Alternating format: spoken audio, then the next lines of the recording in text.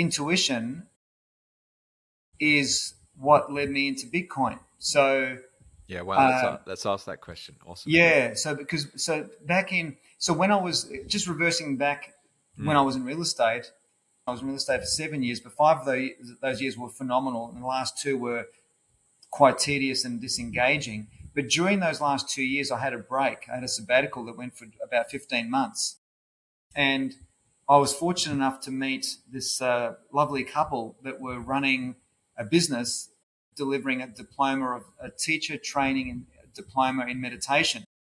And I didn't go there to do their course. I went to speak with them because a very good friend of ours had done one of their residential retreat weekends and was just glowing. And I was in the doldrums for so long with my work that when I heard this friend talk about her experiences of this residential weekend, it sparked something in me for the first time in a long time. And I was excited by the spark. I thought, oh my God, there's something here. Follow that. And yeah. So I got the details of the owners of that particular business, and I called them to ask them for a job. And as it turns out, they didn't have any jobs. And then I remember this defining moment because I said to them, it just sort of came out without me thinking. I said to them, I'm happy to come and work for you for nothing, you know.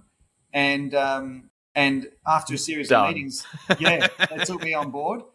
And as a result of that, they said to me I could do all of their program for free whilst I was working for them for free.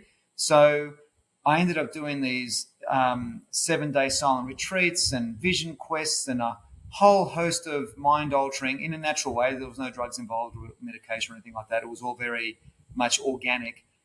And I loved it. It was 15 months of bliss. And then I ran out of money and I had to go back to my old job. And then the story goes on that I ended up starting my business. But the reason why I bring that up is because many years later, so that would have been 2003, it would have been around the second cycle that Bitcoin was going through. It would have been 16, 17, something like that. I remember seeing posts on Facebook with this particular couple where they were traveling around the world on holiday, just enjoying themselves. These guys at that stage were in their late 60s, early 70s. They're now in their 80s. And they were traveling the world. And I remember, I won't say their names because I haven't got their permission, but no, there's no need to either. Sure. And I remember one of them making a comment on the Facebook page about how Bitcoin had financed this holiday. And then I saw them doing multiple holidays, and this kept going right through until 2020 and COVID. And I thought, wow, that's amazing. I was so happy for them. I was so thrilled. And I never thought of anything of Bitcoin. It didn't even strike me as something to look into. I mean, how crazy is that?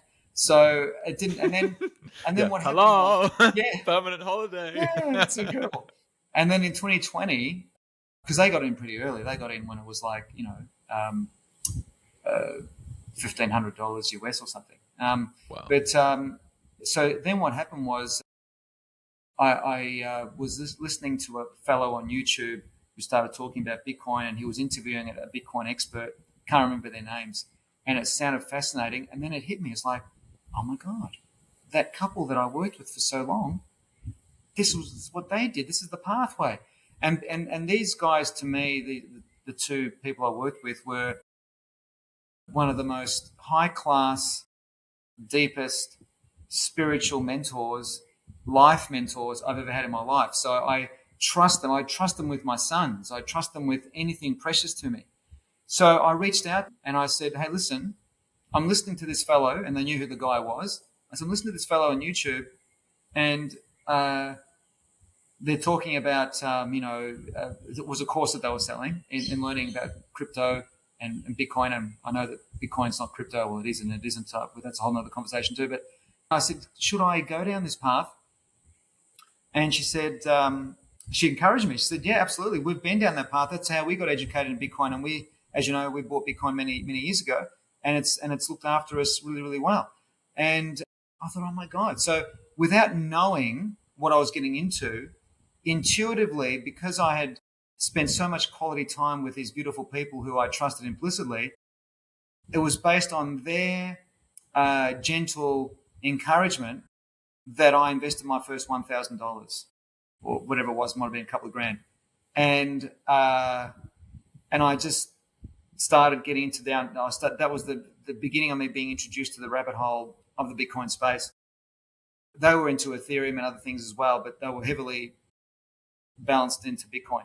And so I remember once I got into it, I was then, exposed to other teachers in the Bitcoin space who were saying things like, they were professional investors, very intelligent people, saying things like, this is very early days of 2020. You shouldn't invest in anything unless you know what it's all about. You should educate yourself before you put your money into anything that you're putting money into. And I thought to myself, I know nothing about Bitcoin. I've just gone into it because of my intuition, because of these people that I've seen the evidence that clearly it's a great investment. And I didn't even know what crypto was. I didn't know what it meant. And that was the beginning. So I got in with my bit of money first. And because I had skin in the game, I got drawn into learning more about it. And it's been one heck of a journey now. Now here we are in 2025.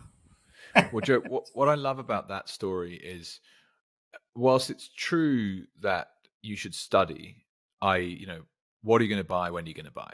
These are the two fundamental initial questions any investor has to ask.